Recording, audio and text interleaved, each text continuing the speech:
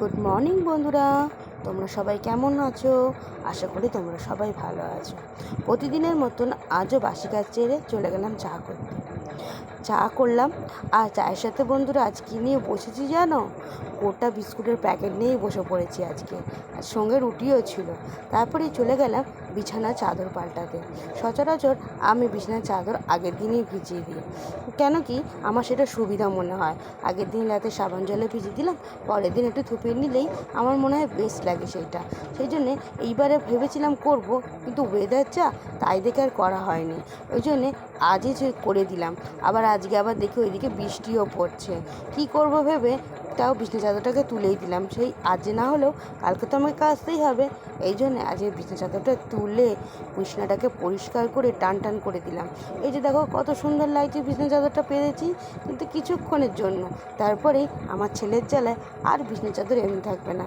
আমার বেশ বিছনার পত্তর বলো গুছিয়ে রাখতে খুব ভালো লাগে, আমার ছেলের জ্বালা সেটা হয় না। তারপরেই চলে গেলাম, কিছুটা জলের বোতল খালি হয়েছিল খাবার জলের, সেইগুলোকে ভরে নিলাম। ফ্রিজেও দেখি জলের বোতল খালি। তারপরেই জল ভরেই চলে গেলাম, এই যুদ্ধে নেমে পড়েছি। বেশিক্ষণের জন্য নয়, দেখি বাইরে বৃষ্টি হচ্ছিল। ভাবছিলাম একটু পরে নামবো, তারপরে ভাবলাম না, ওইদিকে আবার জল চলে যাবে। আমাদের তো সামনে পুকুর নেই, কিন্তু আমাদের কি আছে জানো? সামনে বন্ধুরা আমাদের গঙ্গা আছে। যারা যারা আমার গঙ্গা দেখতে চাও কমেন্ট বক্সে কমেন্ট করবে। আমাদের বাড়ির কাছেই গঙ্গা, কিন্তু আমরা সচরাচর গঙ্গায় যাই না, খুব কম যাই।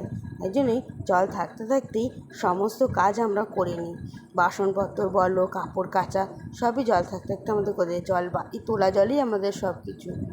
তাহলে আর আমাদের দেখো সবে কটা চায়ের বাসনই পড়ে সকালবেলাটায়। আমার সকালবেলায় বেশি বাসন পড়ে না, কেন আগের দিন রাত্রে আমি বাসন মেজেই রাখি। সেই জন্য চায়ের খুঁটি খাটি, ছেলের খাবার জল, এইসবই যা একটু পড়ে থাকে। তারপরে এই যে চলে গেলাম কাপড় কাচতে।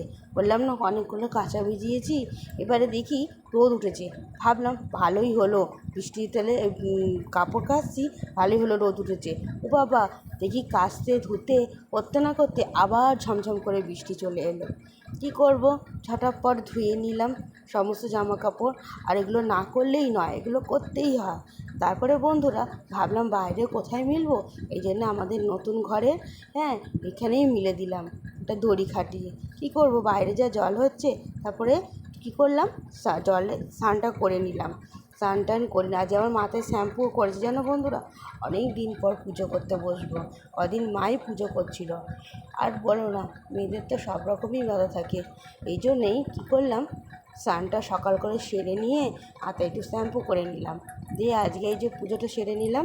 তারপরে আজকে আবার ব্যাংকে যাবার ছিল, এই জন্য বড়মশাইকে সব রেডি করে চলে গেলাম। তারপরে আর কোনো ভিডিও করতে পারিনি। তারপর চলে গেলাম রাতে রুটি আর ঢ্যাঁড়স আলুর তরকারি, আর ওই ছেলের দুধ রুটিও ভিজিয়ে দিয়েছিলাম। কেন কি আজকে পড়ানো ছিল না বলেই সন্ধে দিয়েই আর রুটি তরকারি করে নিয়েছিলাম, আর বসে থাকিনি। তারপরে সমস্ত বাসন মেজে গ্যাস পরিষ্কার করে নিয়েছিলাম। এই গ্যাসটা পরিষ্কার করে রাখলে সকালবেলা উঠতে আর বেশি খাটতে লাগে না। আবার দিই কটা জলের বোতল খালি ছিল, ওগুলো ভরে নিলাম। আজ এইটুখানি থাক, ভালো লাগলে সাবস্ক্রাইব করে টাটা।